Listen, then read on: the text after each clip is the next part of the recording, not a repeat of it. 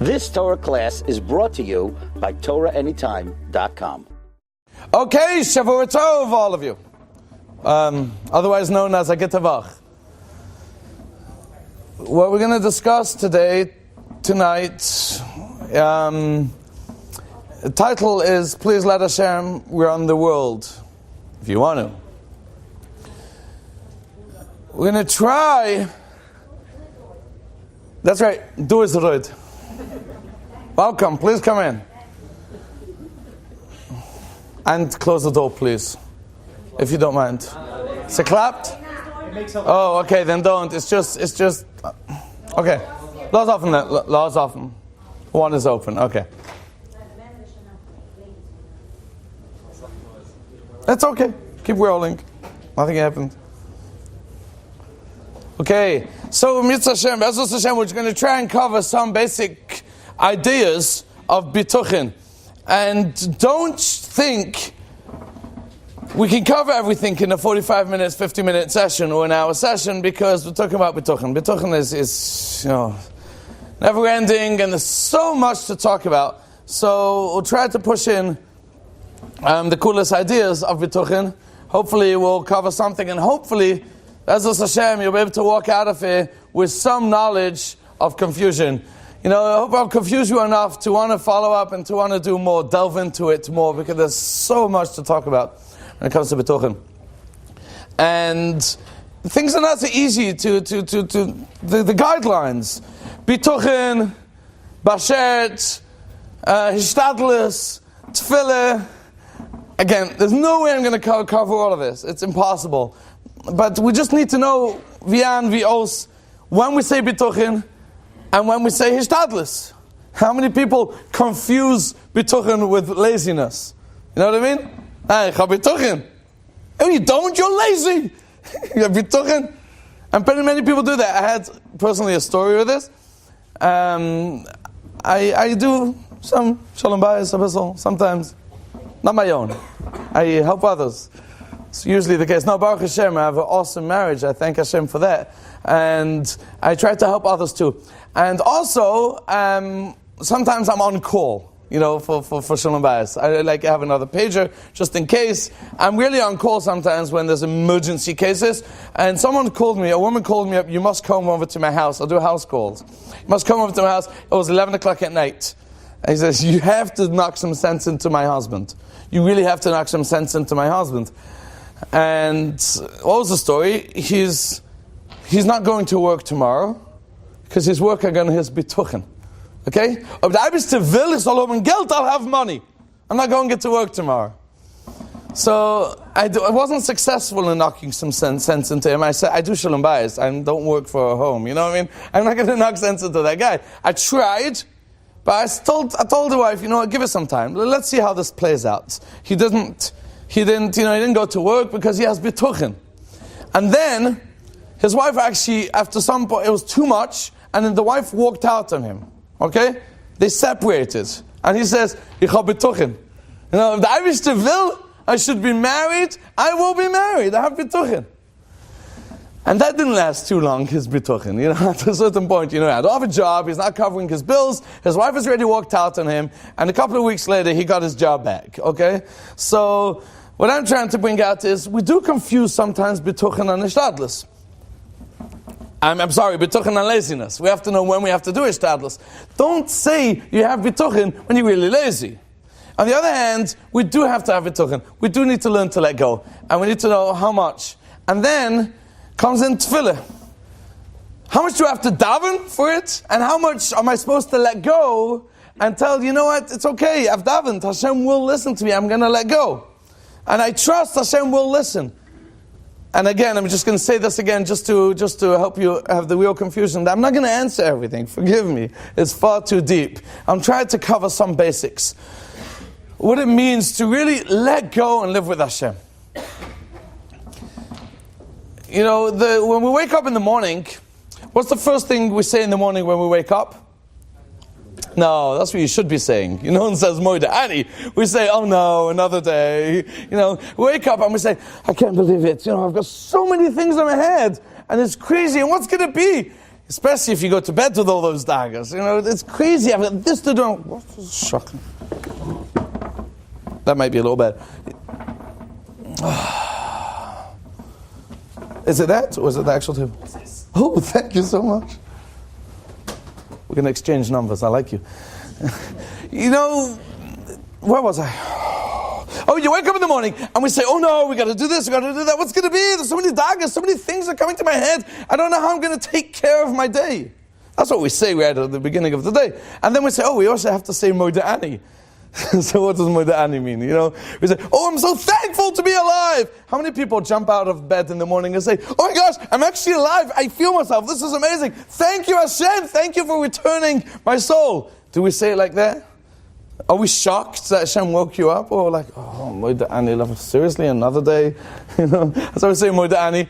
And if we would honestly believe that when you're asleep, you're 60% dead, you're almost gone. And Hashem decided to wake you up in His goodness, in His infinite kindness, woke you up. And you should be shocked. Because I don't know if you deserve to be woken up. Because you've really messed up, not you. You know, people mess up time again and again. We mess up. So why does Hashem wake us up in the morning? Do you know why He wakes you up? Why does Hashem wake us up? It's part of the, what? But you've messed up, not you, forgive me, only because you answered. You messed up again and again. You haven't even covered your taxes. When are you going to grow up? I'm sorry, it's not happening. Thank you. Someone knows some hashkafa here. You know, we translate this, Shechzata bin Shmusi, Shechzata bin Shmusi, Bechemlu Rabu, with great compassion, and then we have this like one word ending, Emunah Secha. What does that mean? You know, Emunah, because you should wake up and work on your Emunah. Emunah Secha, your Emunah. What does your Emunah mean? It means that we really say Bechemlu. Shechzata bin Shmusi Bechemlu. Hashem gave us back our soul with compassion. Rabu Aminu Seichu, how great is your Emunah in me? God, you really believe in me. I messed up again and again, and you woke me up. I can't believe this. Like, you really believe in me? No matter what your mother ever said about you, you know what I mean? Or your spouse said about you, you know, God believes in you. Proof to that is He woke you up. How do you know when He's going to stop believing in you? You are not going to know anymore. If He woke you up, it is a proof that He believes in you.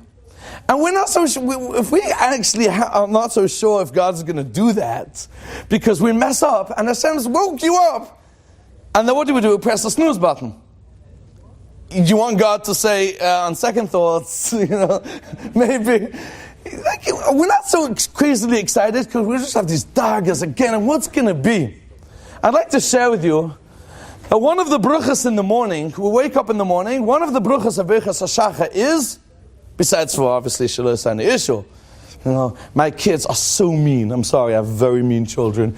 And you know, when they're home from Cheder, they come into the kitchen to my wife only for that bruch, and they start dancing. You know, Shalos and Isho. If they would only know what Shosani Katsona means, right? You've heard my class in Shosani Katsona. You know, it almost makes me jealous that I should be saying that. Anyway, so one of the bruches we say in the morning is Ashahaychin Mitzadai Guveh. What does that mean? Or Hamaychin Mitzadai Guveh, right? Whatever your nisach is. What does Ashahaychin Mitzadai Guveh mean? Anyone? Prepare footsteps, right? Hashem prepared our footsteps. What does that mean? Ashahaychin Mitzadai Guveh means, what's the difference between Ashahaychin and Hamaychin? Two different gesurs. Hamaychin means He is currently preparing our footsteps, and Ashahaychin means He did prepare our footsteps. So what's more meaningful, hashkafically? You know, every moment of the day, Hashem is taking care of us, right? Hamaychin mitzadai guveh. Anyone says Ashahaychin mitzadai guveh? Anyone else? You probably don't even know what you say, we just say words. I don't know who says Ashahaychin, who says Hamaychin. I don't know myself, because I give this class all the time. But those of you who say Ashahaychin, don't you think it's more meaningful? You should be a Hamaychin, no? You say Ashahaychin? Probably, I don't know. Yeah, that's right. So Ashahaychin, but one would think a Hamaychin is probably more meaningful because you know, we want to say that Hashem is currently, He once programmed the world and it's pretty good, it's running smoothly. He's actually currently taking care of us every moment. Hamaychin. Ashahaychin. Not Hamaychin, right? So, no, Ashahaychin, which one's what? Thank you. So Asher Heichen he did. Why do we say that? Why does Asher Heichen? Well, we have to understand, one of the things, what happens when we wake up in the morning, when we have all these daggers, is we have to know, don't worry, Hashem has already planned your day. When you were longest, fast asleep, you were in the middle of your dreams. Hashem are taking care of your day already. It's not just Hamaychin. Don't worry when you wake up, Hashem will take care of you. It's not just He will take care of you. He's already planned your whole day. Everything is long taken care of. You know, you wake up in the morning and you're handed a note with bullet points exactly what's going to happen with you today. Do you have any daggers? I've taken care of your day. Chill, bro. You know, you're good. What's your problem? Hashem has taken care of your day already. And we have daggers. What's going to be? The day's planned and He's taking care of it. Don't worry. You know, the famous Gemara of Kusha Zaviga Shaludam Kekriyas Yamsif, right? We know that Gemara. Kusha Zaviga Shaludam Kekriyas Yamsif, Kusha Panasusa Shaludam Kekriyas Yamsif. It's hard for Hashem to do a shidduch for a person, just like Kriyas Yamsif was supposedly hard for Hashem. And a Panusa Shaludam is also hard, just like Kriyas Yamsif. Obvious question, is anything hard for Hashem? Yes or no? So what does the Gemara mean? Anyone? No one knows Pshat? Are you embarrassed to say? What's Pshat? Okay, you're embarrassed to say. Fine. Come on. So some people say that what it really means is, just like Kriyas Yamtiv was seemingly hard for Hashem because it's changing nature, but obviously Hashem did it, that means it must have been easy. So Zeviga Shaludam, Panusa Shaludam really isn't, there's nothing hard for Hashem. It's like just like that, it seems a major deal, and Hashem did it, so Hashem will take care of these things too. I don't think that's Pshat. I think it is hard. There are some things which are difficult for Hashem. No one should walk out now. It sounds like apikourses. Who's playing music here? Is someone's phone ringing? Oh, they usually put me in a room next to music. I don't like it. Okay, I'll have to scream louder. It's okay. And they're going to start saying, who's the guy screaming next door? Okay, we'll do that. Want me to ask them to lower? What can we do? What you do? If it's a good song, we'll just sing along. It's fine. So the Gemara says, what does that mean? It means it's hard. There are certain things which are hard for Hashem. Hashem is great, okay? Certain things which are hard to do. Kriyas Yamtiv was hard for Hashem, and Zeviga Shaludam is hard for Hashem, and Panusa Shaludam is hard. Why am I saying that? You see, the Klal Yisrael, I said no one's allowed to leave now because I asked the Apikarsis a question. So if you're okay with that, you know what? Just trust me. Just trust me, I do believe in Hashem. He can do absolutely everything. Okay? So Pshat is, the Pusik says, Moshe Rabbeinu, and Klal Yisrael, they walked out of Mitzrayim, and they came to the Yamsif. And they were stuck. They reached the Yamsif, they were stuck. So they turned around and said, oh, the Mitzrayim are running after us. What should we do? So what do good Jews do when they're in a problem? What do good Jews do when they're in a problem? You daven. So Moshe Rabbeinu started davening. And Hashem said, Matatzakalai, why are you davening to me? Like, was that God? Who should I daven? What do you want from me? What do Jews do when you're in the Tzura? What do you mean, Matitzakalai? Why is Hashem saying Matitzakalai? Why are you davening? Of course I'm davening, because I'm an Orthodox Jew, because I'm Elech a Yid, and a Yid is in the Tzura, they daven. What's Pshat? Mefarshim asked this question. And there's a famous joke which I've said 1,000,000 times, and please forgive me if you've heard this joke. We're just Sikim Taranas we get to, and I have to say this joke, okay? About the mountain climber, okay? We'll take very quick, those of you who have heard it. There was this mountain climber climbing up a high mountain, and he was strapped onto the mountain, his harness, he had his helmet on, going higher and higher, and suddenly the ropes got a little loose, and he tried to tighten them, and oops, it snapped. The rope snapped, and he's hanging on a cliff for dear life. And he doesn't know what to do. And he takes out his cell phone, there's no service up there. It's crazy. There's this huge cliff below him. And he's not tied onto the cliff in any way. So out of desperation, he looks up and he goes, hello, is there anyone up there? And suddenly a loud booming voice comes out of heaven and says, my son, this is God. How can I help you? And he goes, whoa, God himself is answering. Wow, I wasn't expecting that. That's amazing. And he knew, he felt it was the real deal. He had a British accent. It must have been Hashem. It's like, wow, God, you're answering me. Thank you so much. God, thank you for answering me. I'm stuck. I'm on the mountain. What do I do? My rope's just tall. Yeah, give me an idea. What should I do? And this voice comes out of heaven and says, don't worry, son. Just let go, and I'll be there to catch you. And he looks below him and he sees this cliff a few hundred feet. There's no way I'm just going to let go. So he looks up again and says, is anyone else up there? You see, we don't believe in Hashem. If Hashem would have stuck his hand out of the mountain and walked us down, what would we have done? We would say, oh, thank you, God. Make us see this door. Right, amazing. Had the nest, be on thank you, Hashem WhatsApp group. Amazing. Look what Hashem did. Amazing. Why are you laughing? It's like Hashem did. That's not called trust in Hashem. Hashem said, let go. I'll be there to catch you. Go in this direction and walk. Okay?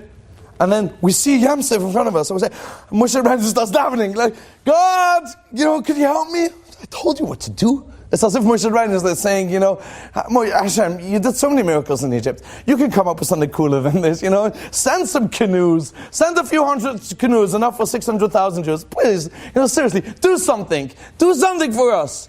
And Hashem says, why are you davening? I told you what to do. Do you understand that sometimes it's apikoros even to daven?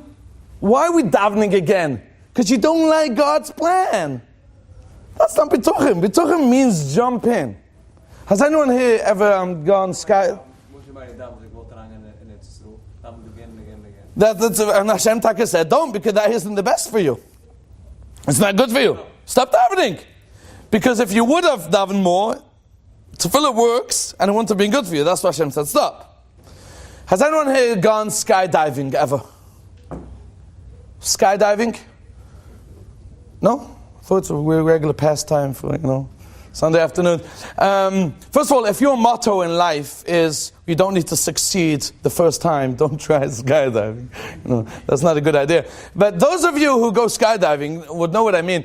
That if you're about to jump, I don't think anyone would say, I'm pretty sure the parachute will open. Does anyone say that? Pretty sure? I don't think you say you're pretty sure. Because if you say, I'm pretty sure the parachute would open, you ain't going to go in the airplane. If you're not 1,000% sure when you go in, you're not even thinking about the parachute. Because it's so obvious, it's a parachute and that's the only reason I'm doing it. You're not going to go in and you're going to ask the guy helping you, you sure you attach the parachute? The parachute works most of the time. There's a 50% chance I'll survive. You don't do that. Only if you're 1,000% sure. Is 1,000% any more than 100%? No, just sounds better. Okay, if you're 100% sure, then it's enough. It's like saying thanks a million. I like to say thanks 10,000. A million. I'm not so thankful. Thanks a million. 10,000 or 32,000 sometimes. What was it? Oh, so you don't say I'm pretty sure it's going to open. You know it will open. Now, those of you who go skydiving know what I mean. Am I the only one? I've never done this, don't worry.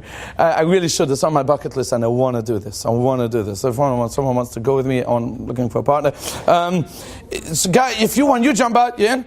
Oh, taking your number anyway. When you're about to jump, do you understand it's the most suicidal act ever? Do you get that? You're jumping out of an airplane a few hundred miles above. You are, not a few hundred miles, sorry, a few miles in the sky. Do you understand it's the most suicidal act you could do? You all agree? That's why we don't do it, right? Those who do it, you understand it's the most protective feeling you can have, that you can even dive out of an airplane and I'm okay. Do you understand the feeling of, this is unbelievable. I can jump out of the airplane and have absolutely no daggers. Do you get that unbelievable feeling of I'm being protected? There's no daggers? Because you're so sure, you believe so much in that parachute, you have absolutely no daggers. It could be the biggest suicidal act, but if you're 100% sure, you would absolutely do it again and again. That's what it means. The skydiving, that's why you should all go skydiving as a mushal to Hashem. Skydiving is what we should do in life. You should be able to do the craziest acts because you know Hashem will be there to catch you. And we're not so sure Hashem will be there to catch us. So we don't do it. So we believe in Hashem when things happen, when good things happen, we say, oh, thank you, Hashem. Do you understand that let Hashem around the world? Kriyas Yamsev was hard for Hashem. Why was Kriyas Yamsev hard for Hashem?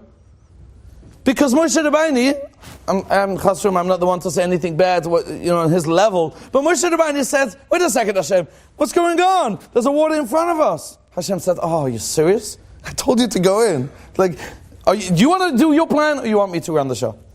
If you want to do yours, fine. You try and figure out on your own. Shidduchim. Do we think we overstep our boundaries in the Shtadlis with Shidduchim? Anyone? Or Panusa? Perhaps, maybe. Is Hashem running the show or are we running the show? And that is why it's Kusha Zeviga Shaludam. You're actually making it hard for Hashem. As the famous there's a Ramban. Ramban in Nachmanides, by the way. Ramban. The Pusik says, Kolamuna v'yusam lo sa'anin. It's a verse in the Bible. Deuteronomy 16:27, I think. If you're going to look it up. Somewhere in Devurim. Pusik says, Kolamuna v'yusam lo sa'anin. Almuna and a yusam one should not torture. Says the Pusik, why? Because if you do, they will cry out to me. And if they cry out to me, I will listen. And we say, I sure hope so, God. You're God. If someone cries out to you, you should listen. And says the Ramban, why only Almuna and Yusuf? Anyone who cries out to Hashem, Hashem should answer, should listen to them. Why only Almuna and Yusuf? Says the Ramban, what do we do if we're hurt? What does your kid do in Chayde when a big bully goes over to them and hurt them? Say, I'm going to tell Man Tata. Man Tata got Nikum in them. If someone hurts a woman, they say, wait till my husband comes home and he'll take care of it. Almuna and Yusim says, Hashem will have to take care of me. Hashem says, oh, I'm the one taking care of you? Oh, I'll take care of you. But if you have someone else that's going to take care of you, Hashem is about to step in to help. And then says, oh, I see you're good. You're taking care of it on your own. Fine, don't worry. If you don't need me, you're fine. Don't worry. Shoot me a text if you really need me. So we are limiting Hashem's power. We're limiting Hashem's power because we're not really sure He's going to be there for us. It's a very famous Gemara in, I don't know where, Shabbos, I think. When his daughter came to him one Friday afternoon and says, Tati, Mommy sent me to ask you to go to the grocery, please, because there's no oil to light Shabbos candles, right? Not candles, because if there would be candles, you wouldn't need oil. To light Shabbos lecht, however you say that in English, okay? So he says, go check in the pantry if there's any vinegar. Most men would love that. Mommy says, go to the grocery. Oh, leave me alone. Not to go to the grocery. Use vinegar. So that's what Rabbi says, use vinegar. And his daughter did you hear my question? She has to light the Shabbos lecht, okay? We need oil. What do you mean vinegar? So he said this great line. He said, the one that said shaman could burn, the same one could say vinegar burns. Very funny. Is it true? Let me ask you a question. Did it happen that Friday night? Did it happen or not? Will it happen if we do it? No. So what's the message for us? What's the Gemara telling us? That Rav Chanina Medosa was such a tremendous tzaddik and he managed a vinegar shower. What's the message for us? It ain't going to work. Am I throwing this off the whole time? Okay. That's what happens when I speak. What's the message for us? What's Rav Chanina Medosa teaching us? Let me ask you a different question. Imagine that someone would try it today, okay? But a real serious yid, and wants to have this eminah and bituchin and mishum l'shem sheyadlik yom l'chomet sheyadlik, and he's not going to be over cholile and not lighting Shabbos lech that week. Who prepare with chometz, with a real eminah bituchin, and again, he's not this guy. Okay, worst case there won't be. No, he's like an elch yid, never miss Shabbos lech. Try, and he would try it. What do you think is going to happen? It won't. Who said it won't work? It won't work? Why not? You think it will? I just spoke before to the babysitters. I asked them this question. I spoke to I gave a class to the babysitters. There was a very smart girl there. It's probably your daughter. No. I really like what she said. She said, because this guy, because I said he's so ehrlich, is going to make sure he's going to light in the end. He has a plan B. He has oil in his pantry. That's why it's not going to work. You know what I mean? Like we don't really let go. It's like, Hashem, I'm going to see. I don't mind if this trick works because it sounds pretty cool. You know what I mean? If Chomet should burn, it'll be amazing, and I'll make a whole thing. You'll see this. I'll thank you in public. But just in case you don't come through, I have another plan. That's why it's not going to work. Do we honestly believe in Hashem? Do we honestly let go? Or anything we have is plan, we have a plan B. For anything we do, yes, I'd like to rely on Hashem. And I do rely on Hashem. Just in case. Now, how many times have we said just in case? I need desperately Hashem. Money. I need Hashem to come through. I need to pay a certain bill. I've got no options. But I know my friends, if push comes to shove, he'll lend me.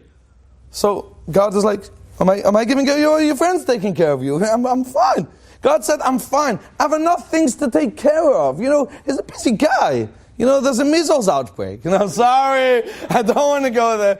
I almost had no time actually to prepare for this class because I was far too busy, solving shalom bayis, disputes between the anti and the yes. I just love the fight because I don't care. I have no position, and I'm just enjoying it. And everyone's arguing about this. So I get involved in these a lot of shalom bayis cases, those who do like it and those who don't. Whatever. So Hashem is pretty busy.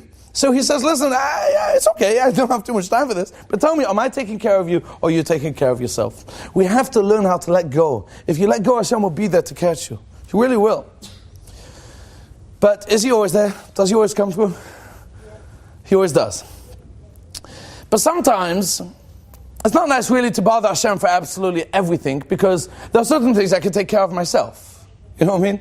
So we have this problem sometimes with believing in Hashem because we like to take care of the things which we could take care of ourselves because I don't want to utilize my brownie points with God. You know what I mean? So the things I can take care of myself or my family or friends can help me, I'll do myself because I want to reserve Hashem for something big.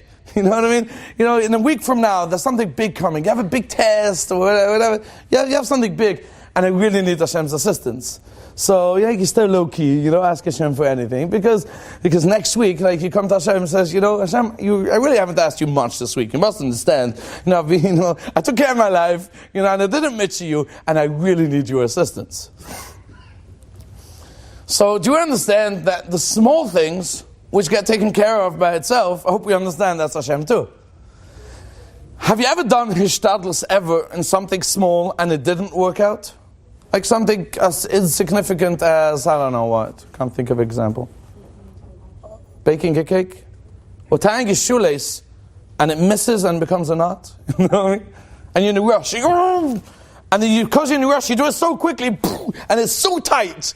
And then you have to take off your shoe and try and open it with your teeth and you crack your tooth on it, whatever, you know what I mean? Something insignificant as that could really get messed up, okay?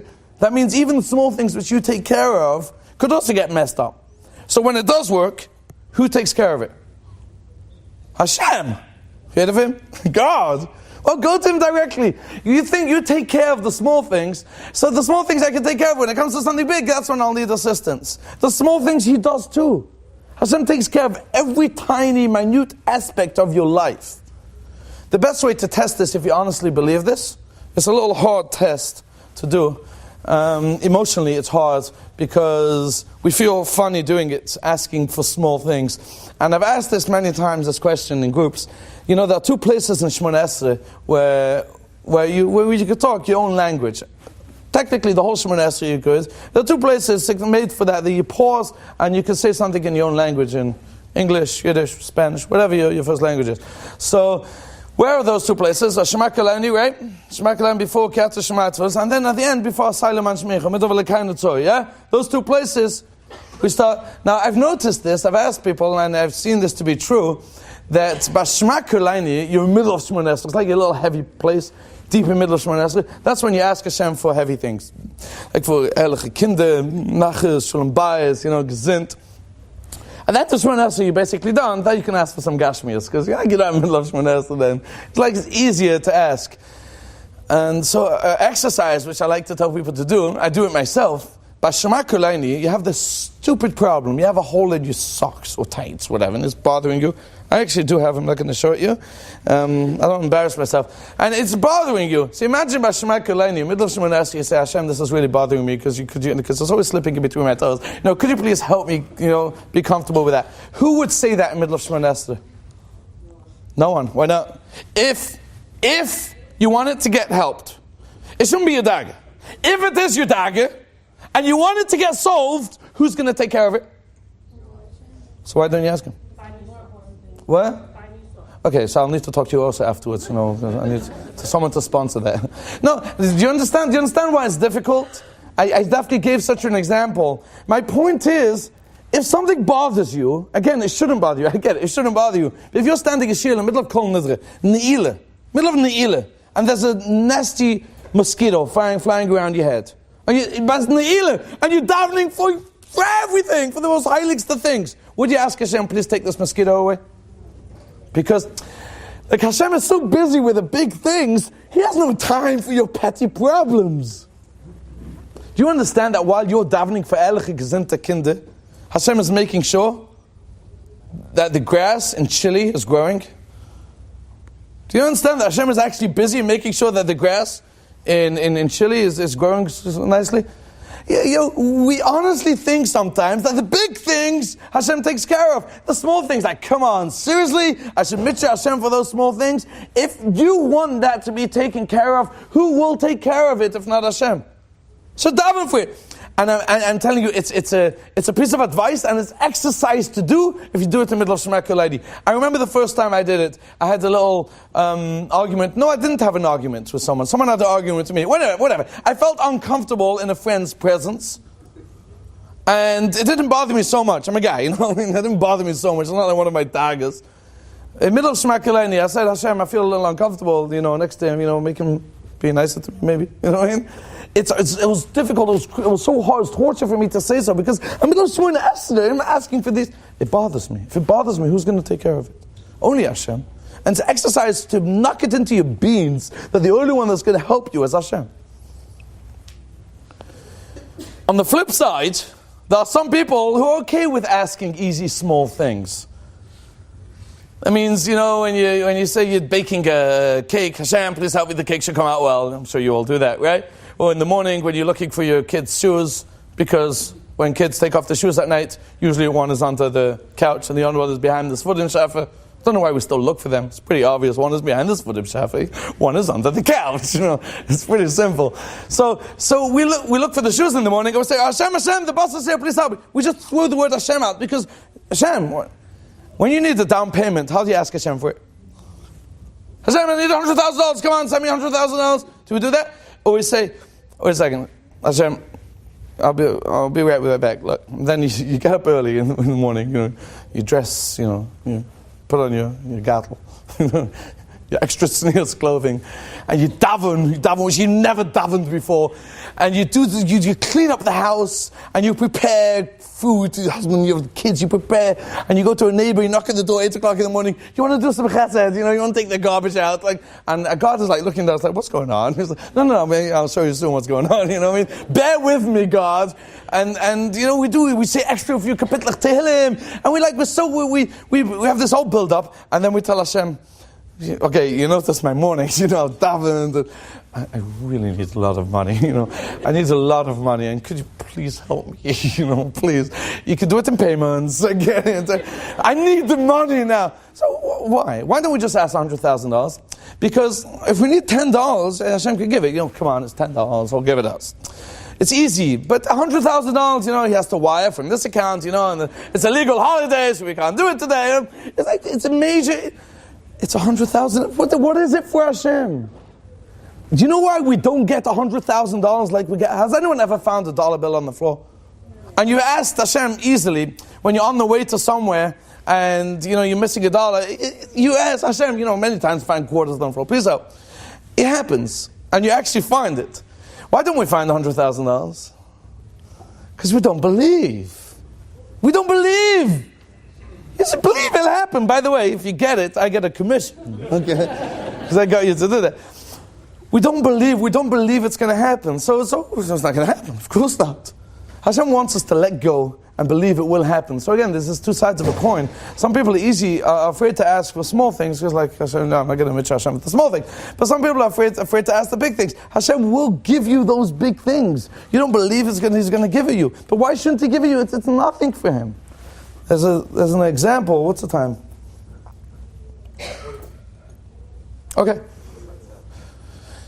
There's an example which my Rebbe, Rav Noach Weinberg, used to give. He said, imagine someone calls up their father and says, Tati, could we talk? So what is it? So no, I need to come over to the office. I don't talk to you. So he says, you know this one? Sound like you know it. If you do, don't be the guy, don't spoil it. Anyway, so he said, we have to talk. So father says, okay, you know what, I'm a little busy, but if you really have to talk, fine. 2:00 tomorrow, come over to the office. So he comes over, you go over to your father, and he comes out and says, okay, talk to me. He says, put the phone down, we have to talk. Please turn off your phone, I need to talk to you. Fine, what is it? Yeah, that's a chos. I'm your father, you can always talk to me.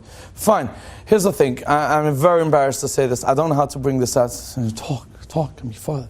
So you have to be there for me, I really need your help. So what is it? So I need some money, I really need you to give me some money. He says, I've helped you so many times in the past. What's going on? I really thought you shouldn't have weggestellt. So you know what? How much are we talking about? Let's see. How much are we talking about? He says, I really need a dime. I need 10 cents. I need 10 cents. What's going to be the father's reaction? Yes? No? Or give me a couple of days. Let me think about it. Let me talk to my secretary. Let me think about it. What do you think your father's reaction would be? Not yes, not at all. Seriously? 10 cents?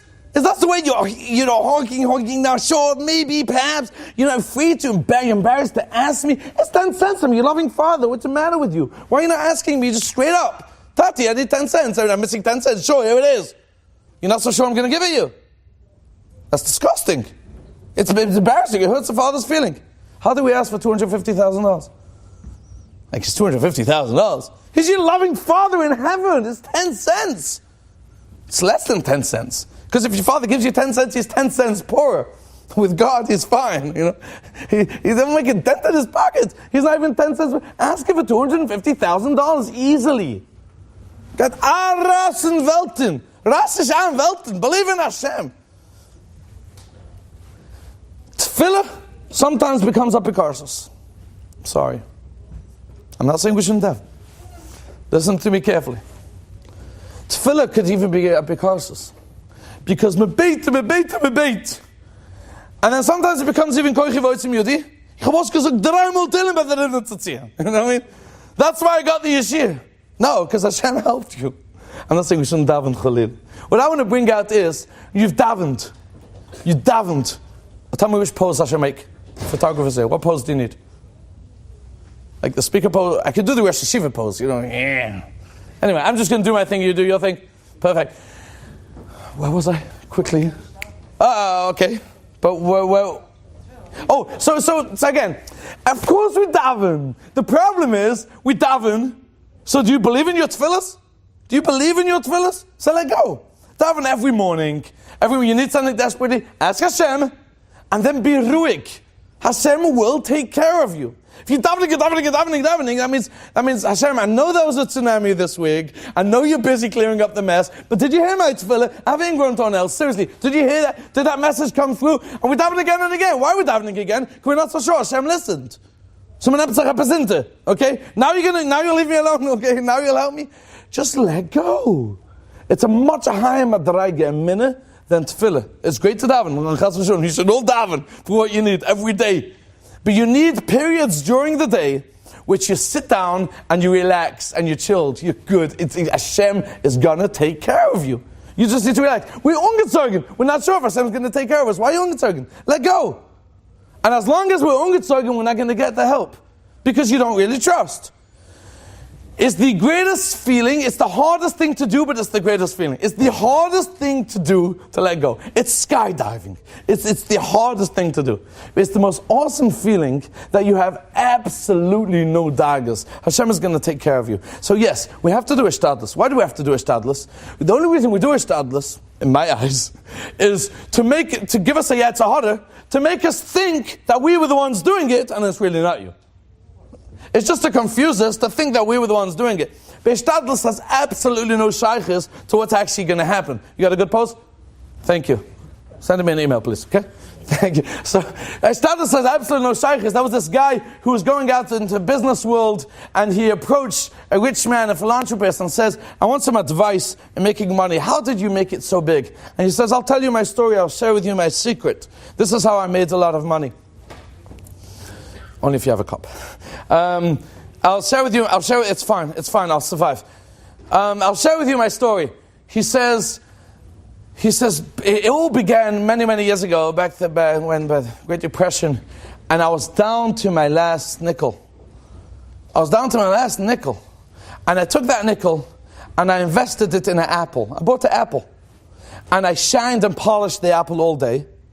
And at the end of the day, I sold it for 10 cents. The next day I bought 2 apples. I shined and polished the apples all day. I sold it for 25 cents. Next day I bought 5 apples, shined and polished the apples, and so on and so forth. And then my wife's father passed away and left me over with $10 million. Thank you so much. You're the guy I'm exchanging numbers with? Okay. But now I owe you a lot. Oh.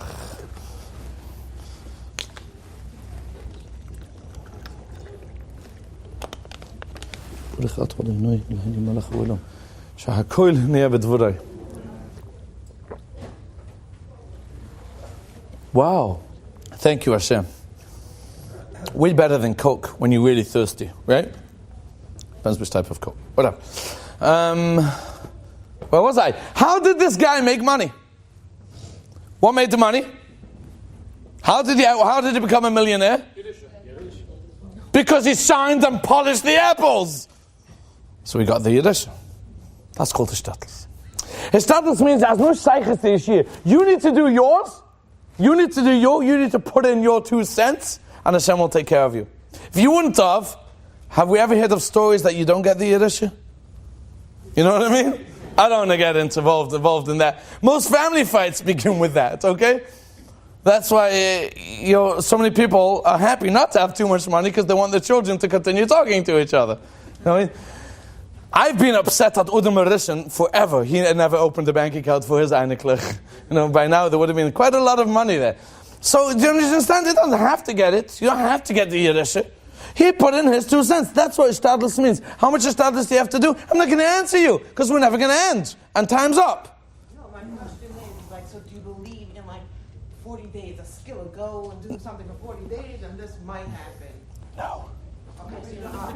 If you talk about Ishtadlus, that's something else. It's a different question. Ishtadlus, we have to do, as I said, as I began the class with, people confuse Ishtadlus with laziness. Okay? Bituchen and laziness. We have to do Ishtadlus. You have to work. But how much do you have to work? That's the question. How much work do we have to do? Enough, which is considered you put in your effort. I had the job from 9 to 5. No. But for then, yes. For that period of time, he was down to his last nickel. Of course it was. Again, it's a great question. He had the nickel. What should he do with it? He worked hard. He polished apples. Try it, by the way. Again?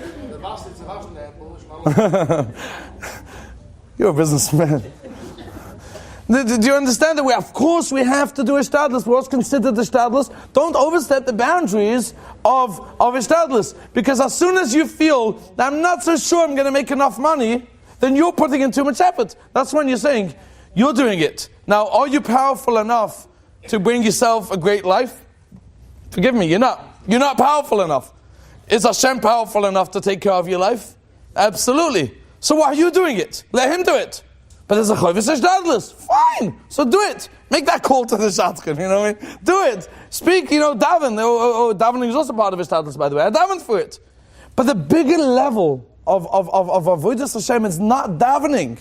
It's a much higher level. The higher level is to be ruhig, calm. There are no daggers. You wake up in the morning, you say, I'm awake. I guess you still believe in me. Okay, what's now? How's my day going to go? I don't know. But, you know what I mean? Die das Zullenbild? Da bist du. Very good. That's my problem. I was scratched this. Scratched because we don't believe Hashem will come through. 1 second. When was the last time you woke up in the morning and scratched because I'm not sure if in 3 hours from now my eyesight would work? You know my question? Because everyone has it. We all have it. We all have teeth until your tooth falls out. You know what I mean? Yeah, you have a kneecap and you have toenails. You know what I mean? Well, because, but is it a bigger dagger for Hashem? Is it easier for Hashem to pay your bills than giving you an eyesight? You know what I mean? You're good. Don't worry. Is that a question, by the way? No, I have a question. Oh. So if the Yeshia is not there yet, I fully believe, but it's not here. It doesn't have to come. Is the belief that it's going to come, or is the belief Hashem says no? No! Hey, listen to me. A very good question. People have this hashkafa. Listen to me.